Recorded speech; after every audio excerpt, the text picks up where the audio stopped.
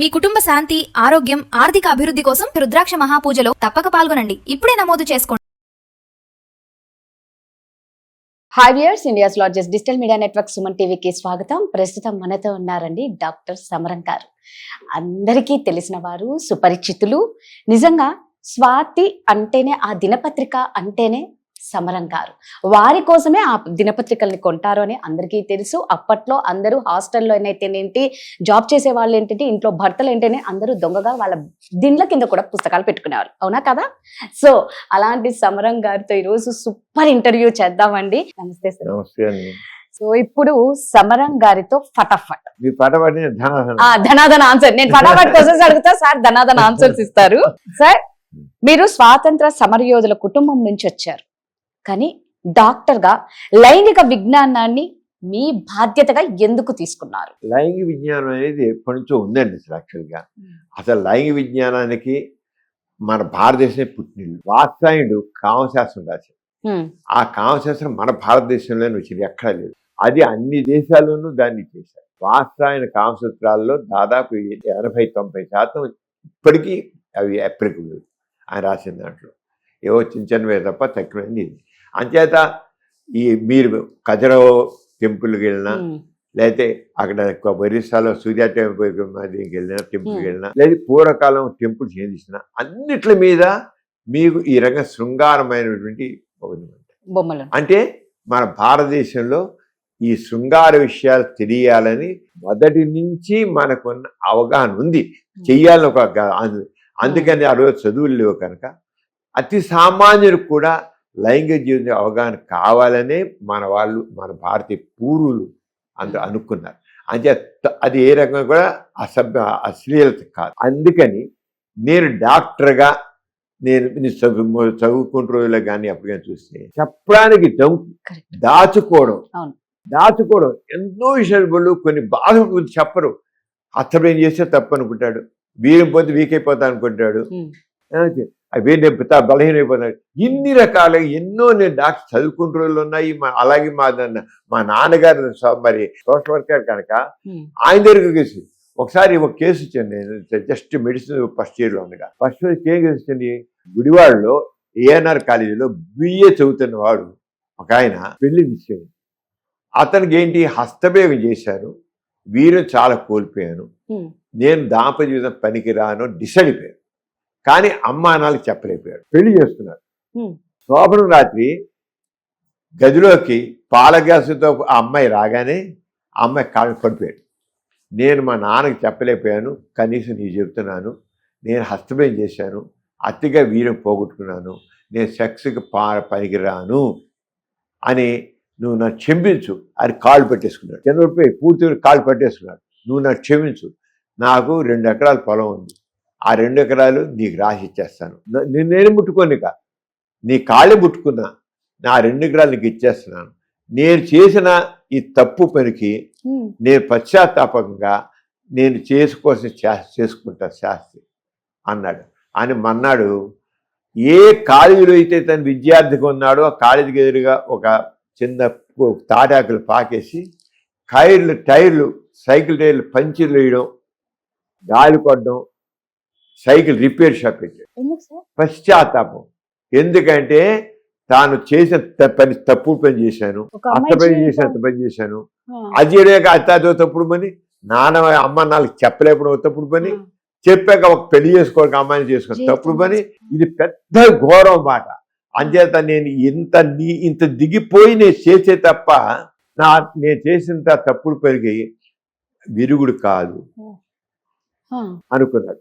నేను అప్పుడు మా నాన్నగారు అప్పుడు వచ్చి ఆ ఊళ్ళో ఒక కాలేజ్ వచ్చి వెళ్ళి, ఏంటి డ్రైవ్ మన కాలేజ్ స్టూడెంట్, ఏంటి పని ఏంటి వీడు, పద విజయవాడ తీసుకెళ్దాము, విజయవాడ గౌరగారు ఉన్న సోషల్ సంఘ సంస్కర్త, అక్కడ పెద్ద ఆయన ఉన్నారు, అక్కడ డాక్టర్లు తెలుసుంటారు, డాక్టర్ల దగ్గర చెప్పిద్దాం, అది చేద్దాం, అక్కడ డాక్టర్లు చెప్తారు విషయం ఏంటో, వీడేంటి మరీ నిజంగా వీకైపోతాడా ఏంటని అన్నారు. అనేసి తీసుకొచ్చారు. నాన్నగారేమో అప్పుడు నాన్నగారు మట్టుకు నాన్నగారు ఏంటంటే హ్యావిలీ కిల్లిస్ అని ఇంత బుక్ ఉండేది. దాంట్లో సైకాలజీ ఆఫ్ సెక్స్ అని హ్యావిలీ కిల్లి బుక్ ఉంటే దాంట్లో మాస్టర్బేషను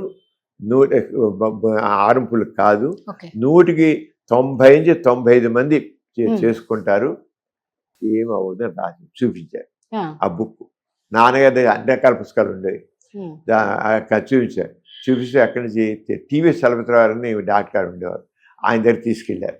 తీసుకెళ్తే అర్థమైంది, నువ్వేం లేకపోయి అన్నారు. చివరికి ఎలా అయితేనే వాడిని కొంచెం సైకలాజికల్గా ట్రీట్ చేసేసి ఆ పశ్చాత్తాప బుద్ధిని ఒకటి చదువు పూర్తి చేయించి సరే బీఈడీ కూడా చేశాడు. మళ్ళీ వేరే పెళ్లి చేసుకున్నాడు. హాయిగా కాపం చేస్తున్నాడు.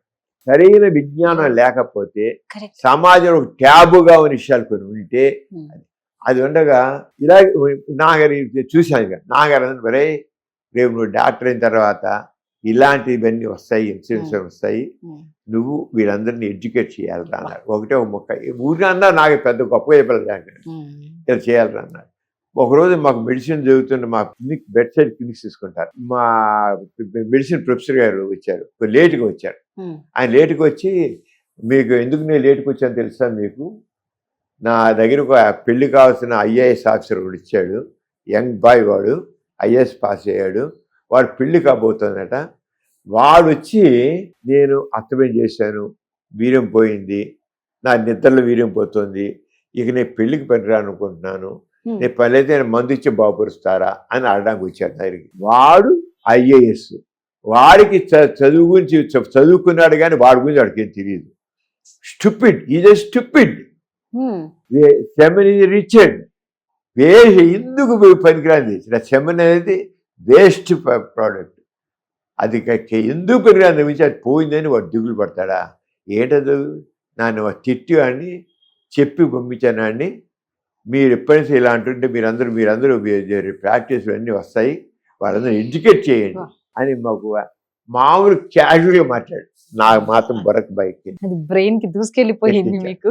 ఎక్కిన తర్వాత ఇక మాకు ప్రాక్టీస్ హౌస్ సర్జన్గా ఉన్నప్పుడు ఇవన్నీ మామూలుగా చెప్పుకున్నా, నాకు నరాలు వీక్నెస్ అండి, మాకు నరాలు వీక్నెస్ అండి, నేను అస్తమయం చేస్తానండి, మెదు కూడా ముఖం మీద నేను అర్థమైంది అని ముఖం మీద చెప్పడం మాట చెప్తుంటే చాలా అందరూ అనుకున్నాను.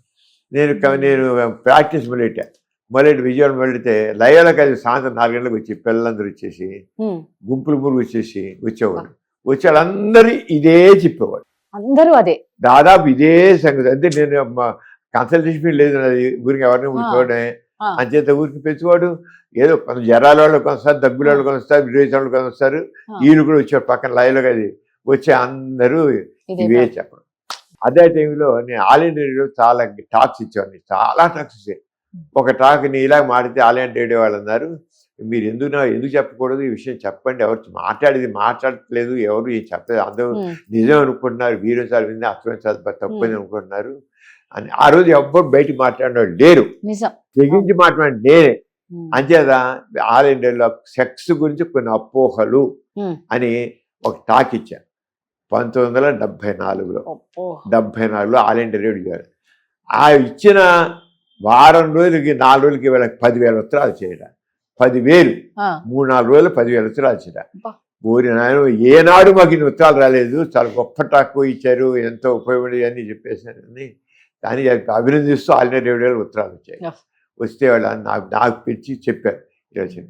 ఇదే టైంలో రామోజీరావు నాకు ఫోన్ వచ్చింది, నేను త్వరలో విశాఖపట్నంలో ఈనాడు పేపర్ మొదలెడుతున్నాను, నువ్వు దాని గురించి రాయాలి అన్నా. నేను అన్నాను, అంటే నేనే దాంట్లో స్పెషలిస్ట్నే కాదు, ఏదో మీరు కొద్ది విషయాలు తెలుస్తున్నాం అంతే, సెమెన్ అంటే ఏంటో అర్థం ఏంటో ఈ విషయాలు తెలుస్తున్నాం, కానీ ఈ సెక్సాలజీ గురించి నాకు పెద్ద అవగాహన ఏంటంటే మాకు పెద్ద తెలియదు. మా ఫిజియాలజీ సెమినార్ ఎక్కడ వస్తుందో మాకు తెలుసు, దాంట్లో ఏముంటాయో తెలుసు, అది పోతే ఏం అవదని తెలుసు, అర్థప్రయోగం అనేది ఏంటో మాకు అన్ని చెప్తా అన్నీ ఉంటాయి, సైకాట్రీలు వస్తాయి, అన్నీ వస్తాయి, ఇవన్నీ తప్ప నాకు పెద్ద ఎక్కువ తెలియదు. ఏం పర్వాలా, ఈ తెలిసిన 4 మొక్కలే నువ్వు రాయి, కావాలంటే నేను హెల్ప్ చేసి పెడతా, పుస్తకాలు ఇప్పిస్తా, మెటీరియల్ ఇప్పిస్తా, మళ్ళీ ఇట్స్ వెరీ ఇంపార్టెంట్ అన్నారు రామోజీరావు. ఏనాడు రామోజీరావు ఏనాడు పేపర్ 1974 ఆగస్టు 10 మొదలైంది వైజాగ్లో. ఆగస్టు 10 1974 ఆగస్టు 10 13 నుంచి ప్రతి వారం నా ఆర్టికల్ సెక్స్ సైన్స్ వచ్చింది. ఏమి టాప్గా వెళ్ళిందంటే ఈనాడు రాకెట్ లాగా దూసుకుంది. సార్ మామూలుగా అంటే అప్పట్లో సెక్స్ గురించి మీరే ఇందాక కూడా అన్నారు, సెక్స్ గురించి మాట్లాడడానికి భయపడే రోజుల్లో మీరు 200 పైగా పుస్తకాలను రాశారు ఇక్కడ. ఆ ప్రేరణ ఏంటి మీలో? బేసిక్ గా నేను ఒక రైటర్ కిందే ఉన్నానండి. చిన్నప్పటి 8 ఏళ్ల వయసు నుంచే నేను కథలు రాసేవాడిని. 8 years నుంచే? 8 ఏళ్ళ. అప్పుడు బాల అని ఒక పేపర్ వచ్చేది. న్యాయపతి రాఘవరావు, కామేశ్వర గారు, రేడియో అక్కయ్య, రేడియో అన్నయ్య అని పేరు ఉండేది. రేడియో అక్కయ్య ఆ పేదల ప్రతి మాసపత్రిక మాట. ఆ మాసపత్రికలో నేను కథలు రాసేవాడిని. ప్రతి నెల ఒక కథ రాసేవాడిని. అంటే బేసిక్గా నేను చిన్న కవిని, చిన్న రచయితని, కథకుడిని, ఇవన్నీ ఉన్నాయి. కాస్త ఉన్నాయి. ఇప్పటికీ ఉంది కాస్త. అంచేత ఆ ప్రేరణతో నేను జనరల్గా నాకు ఇంకోటి అంటే నాకు తెలిసి ఇంకోటి చెప్పాలి అనేది నాకు చాలా ఎక్కువ. దాంతోపాటు మా నాన్నగారు ఎలా అయితే సమాజం మీద తిరుగుబాటు చేశారో, అజ్ఞానం మీద, అపోహల మీద, ఆరోగ్యం నాకు కూడా ఎడ్యుకేట్ చేయాలి, తప్పని చెప్పాలి, నిజం ఏంటో చెప్పాలి అనేది నాకు చిన్నప్పటి అది మా నాన్నగారి ఇన్ఫ్లుయెన్స్ పెరిగాను కనుక తప్పని చెప్పాలి, నిజం ఏంటో కూడా చెప్పాలి, అని ధైర్యంగా చెప్పాలి. ఎన్ని అడ్డంకులు వచ్చేస్తే ధైర్యంగా. మా నాన్నగారి మీద మా అమ్మ నాన్నగారి, మా అమ్మ కూడా నాన్నగారితో సమానమే. మా అమ్మ తక్కువేం కాదు, మా నాన్నగారు అంతా మా అమ్మ కూడా అంతే. ఇద్దరు మరి మా నాన్నగారు ఎంత పనులు చేశారంటే మా అమ్మ చేత ఆ రంగం మరి వాళ్ళ రక్తం పెట్టిన వాళ్ళం కదా. అందుకే మేము అందరం మొత్తం 9 పిల్లలు, మేము స్పెషల్, సమరం స్పెషల్. అంటే ఆ రంగా నాకు వచ్చి ఎప్పుడు చదివాను, ఇవన్నీ చూశాను, ఇక రాయడం మొదలెట్టాను ధైర్యంగా. నాకు తెలుసు చాలా వ్యతిరేకత చేయి.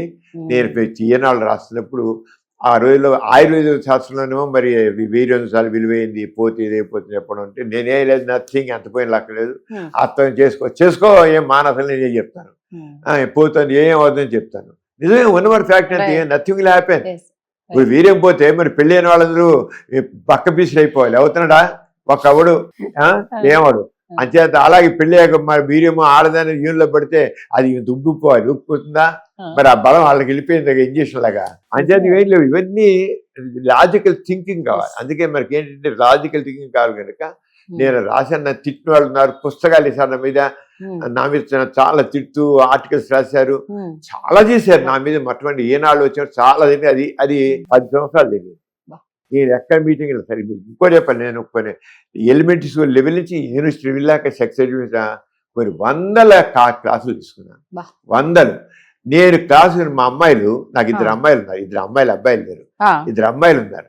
2 అమ్మాయిలు నేను పబ్లిక్ మీటింగ్లు మాట్లాడాను. నేను ఎక్కడ వెళ్ళినా సరే వీళ్ళు 7 ఏళ్ళ వయసులో ఉన్నప్పుడు కూడా అప్పటి నుంచి తీసుకెళ్ళి నాతో పాటే డాష్ పక్కన కూర్చోబెట్టుకుని, డాష్ మీద కూర్చోబెట్టుకుని నేను సెక్స్ ఎడ్యుకేషన్ మాట్లాడాను. నేను నా పిల్లలకి చెప్పకుండా మీకు చెప్పడానికి నాకు అర్హత లేదు. అంటే నా పిల్లలు ఉన్నారు పక్కన, నేను చెప్పిన వాడు చెప్తాడు లెక్క, అది మీకు చెబుతున్నాను. 2 ఆడపిల్లలే, 2 ఆడపిల్ల పక్కన వీటిని సెక్స్ ఎడ్యుకేషన్ మొత్తం చెప్పాను. అది అంచేదంటే ఎందుకు అంత ధైర్యం అంటే చెప్పేది నిజం. చాలా థ్యాంక్స్ అండి, మా దగ్గరికి వచ్చి మీరు ఇంత టైం మాకు ఇచ్చినందుకు, ఇంతసేపు కూర్చున్నందుకు నిజంగా కృతజ్ఞతలు. నమస్కారం.